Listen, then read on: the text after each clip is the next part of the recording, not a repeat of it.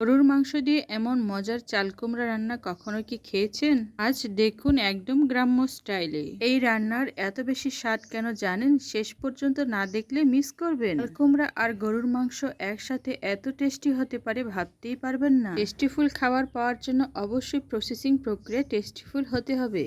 গরম কড়াইয়ে তেলটিতে আমি আগেই ঢেলে দিয়েছি। এখন হচ্ছে একটু গরম হলেই আমার কুচি করে রাখা পেঁয়াজগুলো আমি দিয়ে দিব গরম কড়াইয়ে। গরুর মাংস রান্না করার জন্য আমি ছোট করে কিউব করে কেটেছি, আর চাল কুমড়াটাও আমি কি করেছি মিডিয়াম আকারে সাইজ করে কিউব করে কেটে নিয়েছি। চাল কুমড়ার সাইজগুলো খুব বেশি বড় করার প্রয়োজন নেই, আবার খুব ছোট করার কোনো প্রয়োজন নেই, মিডিয়াম আকার করলে খুবই ভালো হয়। গরু মাংসের সাইজগুলো আমি খুব বেশি বড় করিনি, এটা মাঝারি ধরনের ছোট করে কিউব করে কেটে নিয়েছি। বেশি বড় করে রাখিনি, কারণ এটা আমার টেস্টিফুল হওয়ার জন্য মিডিয়াম আকারের থেকে ছোটটা বেশি জরুরি।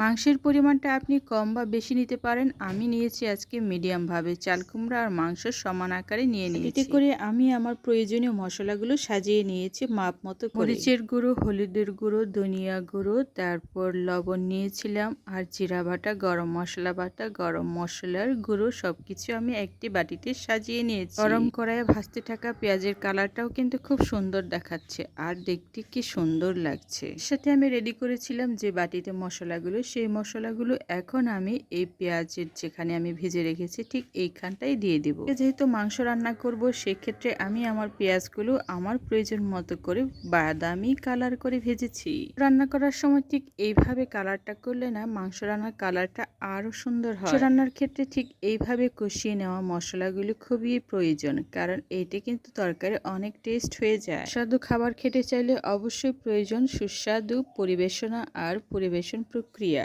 তাহলে খাবার খেতে বসে আপনি আপনার রেসিপির সুগন্ধে অভিভূত হয়ে যাবেন। মশলাগুলো দেওয়ার পর আমি পানিটাও অ্যাড করে নিয়েছি, কারণ পানিটা দিলে আমার মশলা আর পেঁয়াজটা একসাথে মিক্স হবে ভালো করে। পেঁয়াজ, মশলা, পানি একসাথে মিক্সিং প্রক্রিয়াগুলো আমি খুব ভালোভাবে যত্ন সহকারে করে নিতে চাই। এতে করে আমার তরকারির স্বাদ এবং ফ্লেভার আর কালারটা খুব সুন্দর আসবে। কালার টেক্সচার কিন্তু এই কষানিতে যে মশলাগুলো দেওয়া হয় আর শুকনো গুঁড়ো ঝাল যেগুলো যে দেওয়া হয়, তারপর হলুদটা যেভাবে দেওয়া হয় ঠিক সেইভাবে কালারটা খুব সুন্দর আসে। আমার এখন তরকারি এইভাবে মশলা কষানিতে অনেকটাই প্রায় হয়ে গেছে। এখন দেব হচ্ছে কিউব করে মাংস, যেগুলো আমি কেটে রেখেছিলাম সাজিয়ে রেখেছি সেই বাটিতে যে মাংস। সবগুলো মাংস এখন আমি আমার প্রিয় সাজানো গোছানো মশলার কড়াইয়ে দিয়ে দেব। এভাবে গরুর মাংসটি আমি সর্বপ্রথম ভালো করে কষিয়ে নেব রান্না শুরুর দিকে। করে মিডিয়াম আকারে যে মাংসগুলো আমি কেটে রেখেছিলাম সেগুলো এখন আমি মশলার সাথে ভালো করে কষিয়ে নিব। একটা চামচ দিয়েও একটু নাড়াচাড়া করব। শুধু গরুর মাংস ভুনাই করতে পারতাম, ঘরে অনেকগুলো মাংসই ছিল, কিন্তু ভাবলাম চাল কুমড়া দিয়ে গরুর মাংস কিন্তু খুবই টেস্টি হয়। এই প্রত্যেকেরই পছন্দ চাল কুমড়া দিয়ে গরুর মাংস রান্না, তাই ভাবলাম এটা দিয়ে আজকে খাই আর আমার দুধের সাথেও আমি আমার এই ভিডিওটি শেয়ার করি। গরু মাংস আর চাল কুমড়া দিয়ে খাওয়ার শখ জাগে, কিন্তু কিভাবে রান্না করতে হয় অনেকেই জানে না। মাংস আর চাল কুমড়া একসাথে দিয়ে থাকে, কিন্তু আজকে আমি দেখিয়ে দিচ্ছি কিভাবে রান্না করতে হয়। মাংসগুলো আমি অনেকগুলোই নিয়েছিলাম, প্রায় হাফ কেজির মতো, আর এই মাংসটা এখন মশলার সাথে ভালো করে কষিয়ে নিতে হবে, অর্ধেকটাই যেন আধা রান্না হয়ে যায়। আপনারা দেখতেই পাচ্ছেন আমার রান্না মশলাটা কি সুন্দর হয়েছে আর কালারফুল হয়েছে, মনে হচ্ছে কি আমার রান্না হয়ে গেছে, কিন্তু এটা হচ্ছে আমি কষাচ্ছি মাত্র। ঠিক এইভাবে ভালো করে কষিয়ে নিয়ে মাংসটা অনেকটাই নরম করিয়ে ফেলতে হবে। মাংস যেহেতু সিদ্ধ হইতে অনেকটাই সময় লাগে, সেক্ষেত্রে মাংসটা ভালো করে রান্না করে নেওয়া উচিত আগে। সেটা সিদ্ধ হওয়ার জন্য আমি ঢাকনাটাও দিয়ে দিচ্ছি, আর ঢাকনাটা দেওয়ার পর মুহূর্তে আমি কি করলাম, আমি চাল কুমড়াটা রেডি করে ফেললাম। কুমড়া কিভাবে টেস্টি হবে সেক্ষেত্রে আমি এই ট্রিক্সটা আপনাদের সাথে শেয়ার করি।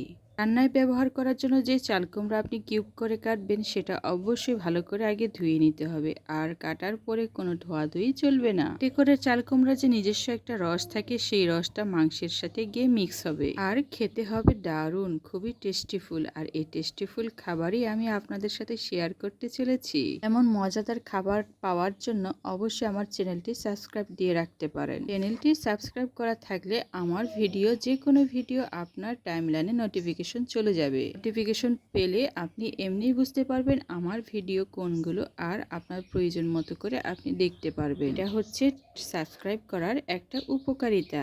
আমি আমার প্রিয় চ্যানেলগুলো ঠিক এইভাবে সাবস্ক্রাইব করে রাখি, আর আমি আমার সুবিধার্থে যে কোনো সময় আমি আমার প্রয়োজন মতো ভিডিওগুলো দেখি। আমার কিছু গল্প আপনাদের সাথে শেয়ার করে ফেললাম, মনে কিছু নিয়েন না। আবার ভালো লাগার কিছু কিছু বিষয় বন্ধুদের সাথে শেয়ার করতে ইচ্ছে করে মাঝে মধ্যে। গরু মাংস আর চাল কুমড়া রান্নাটা এতটাই মজার, বাচ্চার বাবা খুবই পছন্দ করে, আমার ছোট টুনটুনিটাও খুবই পছন্দ করে। শেষ করে চাল কুমড়া গোটা গোটা তুলে তুলে খেতে খুবই পছন্দ করে, কারণ চাল কুমড়া তো সিদ্ধ করলেই নরম হয়ে যায়, তাই না? মৌসুমে অনেক চাল কুমড়া পাওয়া যায়, আর গরুর মাংস তো অনায়াসে যে কোনো মুহূর্তেই পাওয়া যায়। এই টেস্টিফুল খাবার জন্য আজই রান্না করে খেতে পারেন।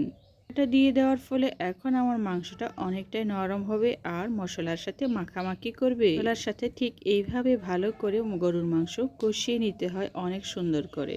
আমরা যেটা আমি রেডি করে রেখেছিলাম, এবার আমি মাংসের সাথে একবারে ভালো করে মিশিয়ে নেব, কষিয়ে নেব আচ্ছা করে।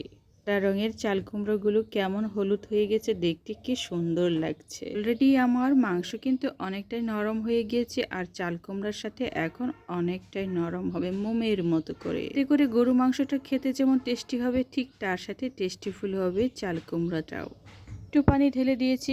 এবার আমি কি করব, চাল কুমড়া আর গরু মাংস ভালো করে কষিয়ে নেব। কুমড়া আর গরুর মাংসের রান্নাটা শুধু কষিয়ে কষিয়ে রান্না করার পালা। গরু মাংসটা আমি দুবারের মতো পানি দিয়ে কষিয়ে নিয়েছি। এইবার আরেকবার এক বাটি পানি দিয়ে চাল কুমড়া আর গরু মাংসের মতো করে একসাথে ভালো করে কষিয়ে নেব, যাতে মিলেমিশে একাকার হয়ে যায়। বলে যে গরুর মাংস একবারে গুলে যাবে সে নয়, গরুর মাংস আর চাল কুমড়া একসাথে মাখামাখি হবে মশলার সাথে। এই কালার আর টেক্সচারটা এতটা সুন্দর আসছে, মনে হচ্ছে কি এখনই রান্নার বের করে খেয়ে ফেলি। মুহূর্তে সামান্য একটু আমি তেলও অ্যাড করেছি, যে তেলটা চাল কুমড়া আর গরু মাংসকে আরেকটু মোলায়েম আর তেল তেলে ভাব এনে দেবে। মোলায়েম ভাবটা নিয়ে আসার জন্য তো আমি সামান্য তেল আর লবণটা দিয়েছি। এবার ভালো করে মাখিয়ে চামিচটা দিয়ে একটু নেড়েচেড়েও নিচ্ছি। এমনিভাবে আপনিও আপনার বাসায় রান্না করতে পারেন কিংবা অন্য পদ্ধতি, তবে এই চাল কুমড়া আর গরু মাংস আর চাল কুমড়া কম্বিনেশন কিন্তু খুবই মিল আছে। একবার কিন্তু আমি আরেক বাটি পানি দিয়েছি, এইবারও আমি ঢাকনাটা দিয়ে দিয়েছি। দেখুন কত ধৈর্য সহকারে আমাকে রান্না করতে হচ্ছে। বন্ধুরা বলি কি, টেস্টিফুল খাওয়ার জন্য অবশ্যই ধৈর্য সহকারে রান্না করতে হয়, একটু অপেক্ষা করতে হয় খাবার প্লেটে আসা না পর্যন্ত। এটা হচ্ছে একটু ধৈর্যের আর পরিশ্রমের সঠিক ফল। আপনি যদি ভালোভাবে রান্না করবেন, মশলা কষাবেন, দেখবেন আপনার রান্না খুবই টেস্টিফুল হবে। আমি তো জানি প্রতিটি গৃহিণীরাই চাই তার পরিবারকে টেস্টিফুল খাবার উপহার দিতে, আর এমন টেস্টিফুল খাবার যদি হয় পরিবারের সদস্যরা চেটেপুটে খেয়ে নেবে আপনার রেসিপি। এইবারও ঢাকনাটা দিয়ে দিয়েছি, যাতে করে এখন আমার ফাইনালি লুকটা খুব সুন্দর চলে আসে। একটু পরপর আমি যে কতবার নেড়েচেড়ে দিচ্ছি যাতে নিচে লেগে না যায়, ঠিক এই বিষয়ে আমি খুব ভালোভাবে সচেতন সহকারে খেয়াল রাখছি। মাংস আর চাল কুমড়ার টেক্সচারটা কিন্তু খুব সুন্দর আসছে, দেখতে কিন্তু অসাধারণ লাগছে আর মজাদারও খুব হয়েছিল।